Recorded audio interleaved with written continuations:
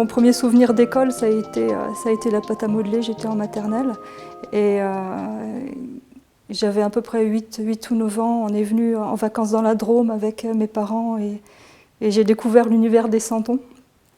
Et je me suis juré ce jour-là que quand je serai grande, je ferai des santons à Die. Voilà, je fais des sorcières à Mont-Dauphin, c'est pas si loin. Je travaille le grès, c'est donc un argile. C'est comme de la pâte à modeler, ça se travaille vraiment très bien. Je travaille avec des petits outils métalliques qui ont vraiment un degré de précision intéressant. Et c'est un travail d'ajout, le modelage, plus que la sculpture pour laquelle on part d'un bloc et pour lequel on enlève de la matière. Le modelage permet beaucoup plus de liberté, on ajoute, on enlève de la matière au fur et à mesure de ce qu'on a envie d'exprimer. Quand le façonnage, quand le modelage est terminé, la pièce doit sécher selon son épaisseur en moyenne une bonne quinzaine de jours. Moi, je suis quand même assez inspirée par tout l'univers de l'illustration, tout l'univers des lutins, des fées. Et en ce moment, je suis très attirée par le mouvement steampunk qui arrive un peu en France, là, qui pointe son nez. Je crois que dans tout artiste intéressant, il y a un artisan. S'il n'y a pas la maîtrise d'une technique, est-ce qu'on est artiste ?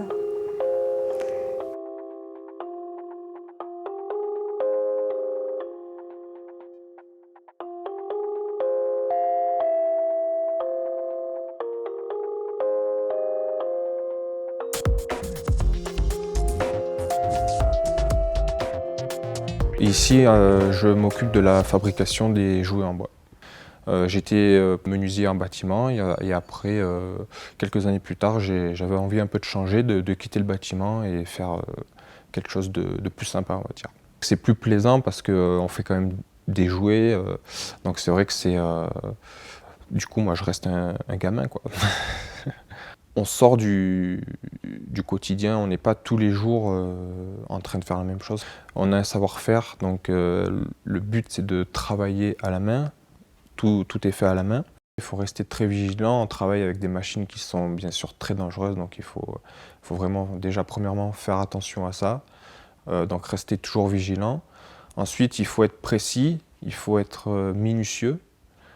C'est très important pour arriver à avoir de jouets de très bonne qualité, bien finis.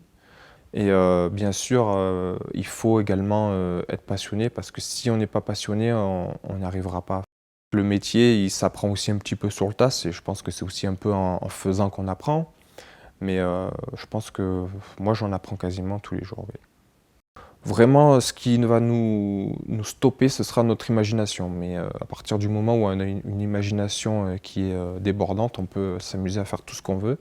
Et on peut arriver à créer vraiment de belles choses si vraiment on arrive à trouver la bonne technique ou la bonne idée, quoi.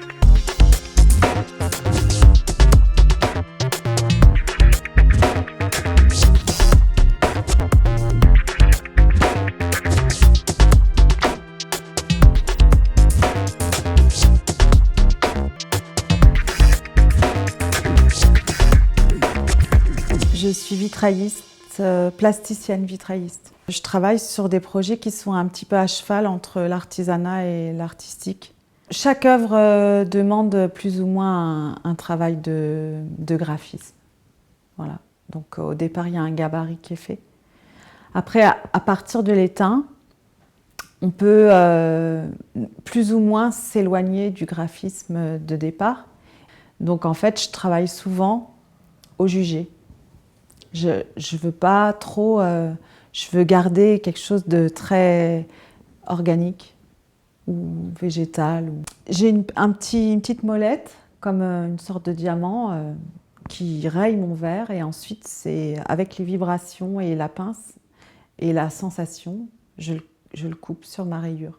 Cette rigidité, il y a une vraie contrainte à la travailler. Et presque quand j'ai un gros travail, j'ai mal dans mon corps, quoi. C'est endurant. Mais en même temps, c'est vraiment... j'arrive à transformer en fait ma vision, à être étonnée. Il y a quelque chose d'extrêmement chaleureux en même temps, mais il faut que la lumière traverse. Moi, je me sens plus artiste qu'artisan. Je me sers de la technique artisanale du vitrail, mais j'adore travailler dans l'installation. Quand on est dans un projet, c'est très chouette de pouvoir être chez soi, dans son univers et de pouvoir travailler à son projet.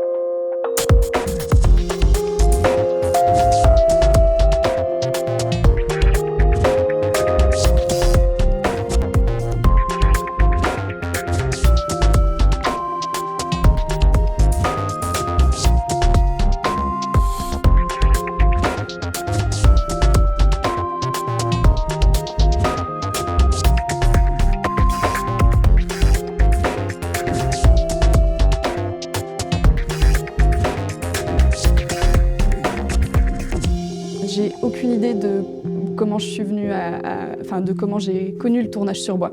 Il y a juste un matin où je me suis réveillée avec une grande envie de faire une formation dans le bois.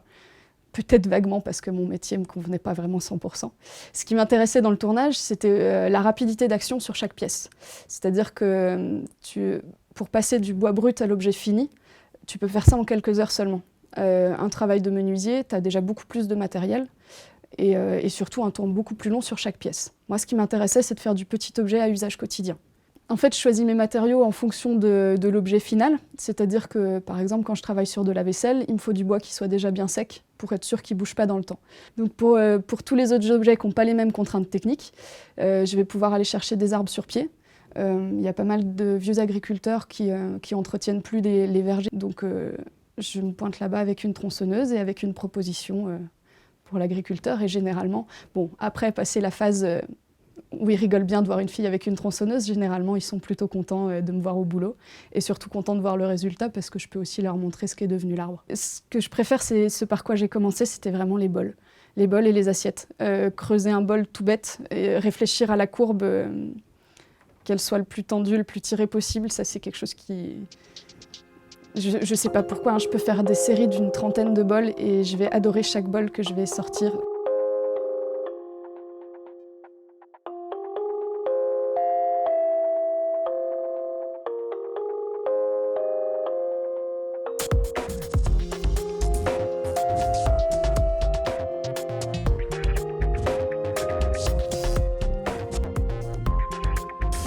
Mon activité principale consiste à faire des cadrans solaires en céramique et plus particulièrement en lave émaillée.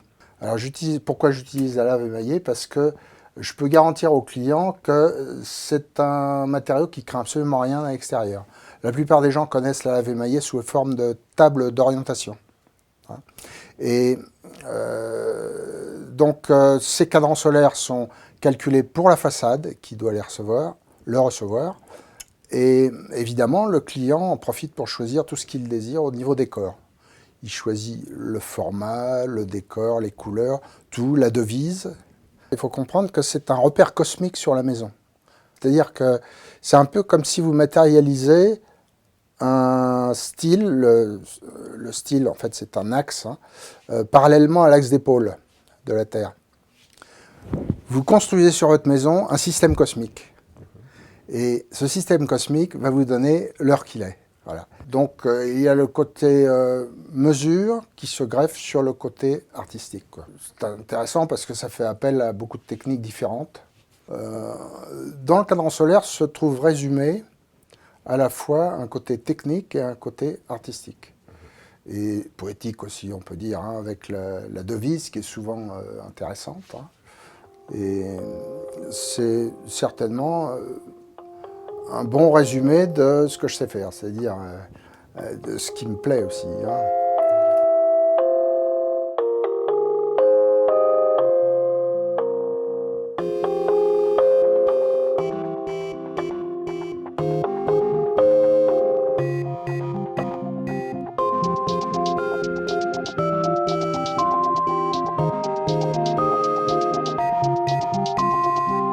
Avant le projet Artisart, je travaillais énormément en collaboration, du fait que l'association de matières, c'est quelque chose que je trouve très intéressant.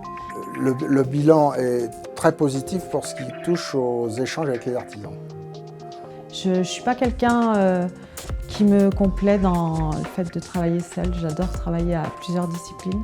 Avoir une équipe avec qui j'ai des projets réguliers, ça me plairait aussi. de belles rencontres qui ont débouché sur des projets communs. C'est bon signe de se dire qu'on a toujours des choses à apprendre, ça veut dire qu'on peut encore évoluer et que des portes sont encore ouvertes devant nous, oui, bien sûr. Oui, oui. J'accueille les gens, je leur montre ce que je sais faire parce que l'atelier est juste à côté. Je leur donne tous les renseignements possibles et imaginables. Je réponds à toutes leurs questions. Il y a quand même un lien qui se crée entre le client et le fabricant. C'est satisfaisant de voir que déjà nos produits intéressent des gens qui vont jusqu'à nous voir dans l'atelier. Je viens jamais à l'atelier par contrainte, quoi. C'est toujours un grand plaisir. Après, pour en vivre, c'est en ce moment difficile, quoi. Bon. L'essentiel pour un artisan, c'est d'être indépendant et de pouvoir vivre de son métier, quoi. Ce qui me plaît, c'est que je suis très libre. Je suis très libre de travailler, mais il faut constamment trouver du travail. Moi, je fais ce métier pour en vivre. Donc, à la fois, c'est vraiment quelque chose que j'aime faire et je suis très contente de pouvoir en vivre. Par contre, pour pouvoir en vivre, il faut faire un minimum de concessions. Et c'est une mécanique à trouver, un équilibre à trouver entre ce que tu aimes faire et ce que tu es alimentairement obligé de faire.